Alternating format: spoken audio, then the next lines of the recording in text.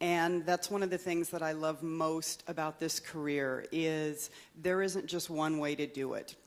And I think for women in particular, that's a really great thing because our lives go in a lot of different directions and we have a lot of different things pulling on us. For me personally, the way this journey began was really, I was looking for something to talk to my mother about. So I start writing, and here was the really cool thing. It was not hard. It was so easy. I was so talented from the beginning that I really didn't need to edit. I know other people do. I didn't.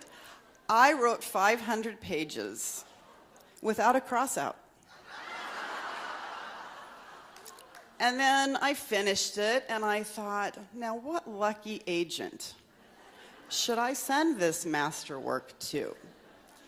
And so I did all my little research like a good lawyer and sent the manuscript off to an agent and started dreaming of book tours and 5-figure advances. And, you know, by now I've got a baby, and so I'm thinking, gosh, it's going to be tough to juggle these two. And then I get the letter back from the agent, and this is a direct quote. "You may have talent. How could I tell?" And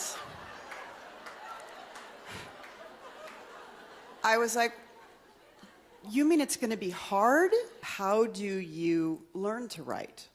Now, normally, I would have said more education, because that's my answer for everything. But I have a newborn, so I can't exactly, you know, go back to school. And I really wanted to be that at-home mom. I wanted to be home for, you know, until first grade. And I was lucky enough, you know, writing allowed me to be that mom. So all I could do was try to learn this craft myself. I could, you know, go to weekend workshops and conferences, and that's what I did. I started attending as many conferences as I could. I started, you know, reading writers' magazines.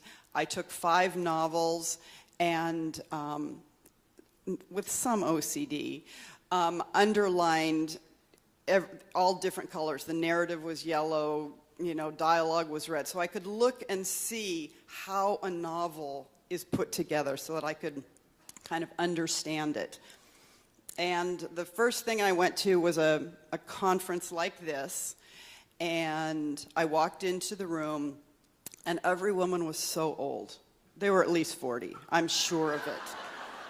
And I was like, I don't belong with these women. I don't know. They must know more than I do. And so I immediately ran to the bathroom. And it just so happened that there was another 28-year-old in the bathroom also hiding from the old women in the room. And, you know, to this day, we don't know how it happened, but we started talking. And, you know, obviously she was a writer, I was a writer. We didn't know what we were doing. We said, well, let's critique each other. That's a great idea. Let's critique each other. So we critique each other. I say to her, oh my gosh, you are brilliant. And she says, you too. So we thought, okay, let's work together. We're both brilliant. And of course, we were not brilliant. But what we were incredibly dedicated. And so we sort of put our heads together for years and you know, learned this craft to the extent that we could. And it's interesting because especially in writing, when you're beginning, you don't really know if you're getting better. You like to think you are. Frankly, it's still hard to tell, but you don't really know. And so this is just an exercise over and over and over in believing in yourself, you know, sort of against all odds. And what my friend Megan Chance, she's a historical novelist, the gift that we sort of gave each other was we would sit down and edit, and nothing was off the table. You know, let's say I had a hero who had one arm and was blind. You know, she would say, I think he should be a rabbit. And I would say, a rabbit? Okay, that makes the story better. I mean, it didn't matter what she said or what I had. I threw everything away and I started over. And what we learned through years and years of that process was to essentially have no ego and to understand that any story can be reimagined if you're willing to throw a lot away and try to rethink things. I began to be restless and to see sort of broader stories that I wanted to tell. And so I decided to leave romance and write, it's now called women's fiction, I guess, but everybody told me not to. My editor, my agent, everybody said, you're doing well, you know, why jump off the deep end? And I thought, this is what I want. This is what I want. And so I wrote a novel and sent it to my agent, who sent it to a very famous editor in New York, who said, well, if I don't have to pay for it, I'll publish it. And I thought, fair enough. And what I didn't know was she said to my agent, I'll do this, but if she doesn't pull a rabbit out of a hat, I'm not going to actually publish it. But I'll work with her and we'll see what happens. I know, weird, huh? But fortunately, my agent didn't tell me this. And so I thought, this is great. The editor flies in to my house, which, you know, to Seattle, and we did a weekend editorial session.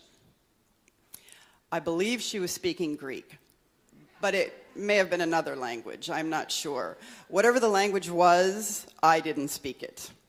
And so I was like it was like phonetic notes, trying to understand what she was saying. And, you know, she basically spent an entire weekend changing every single thing that was in the book. And then she said, I gotta run. Good luck. And I said, okay. And so I took, you know, 7 months and I started writing, or, you know, walking around trying to figure out what she was actually looking for from me, because I could not see it. And so finally I picked up the phone, terrified, and called her. And her receptionist says, this is no lie either, oh, Ms. Hannah, I'm sorry, she's accepting the Pulitzer right now. Can she call you back? I was like, yeah, go ahead. When she's done with, you know, have her call me back. And so she calls me back, and I said, you know, I like to think I'm a smart person. I don't know what you want of me. Can you please tell me a book to read? You know, give me a class to attend. And she said, oh, no, it's in you. You just have to find it. And I went, oh, well, okay, thanks. Hung up the phone, I turned to my husband, and I said, it's in me. And I just have to find it. And at this point, he said, I'm going out. Good luck with that. And so I bopped around for another couple of days, not understanding. And I finally called her again, and I said, look, can you give me something? Can you edit 50 pages of this book, you know, so I know what you're thinking? She goes, oh, yeah, no problem. 48 hours later, I had 50 pages edited, and Megan and I sat and pored over it like forensic scientists. And I got it. I understood what it was. And that was sort of the beginning of me not only finding my voice, but, you know, sort of going in search of it and understanding that for me, writing wasn't going to be so much about the writing itself. It was about finding the story I had to tell.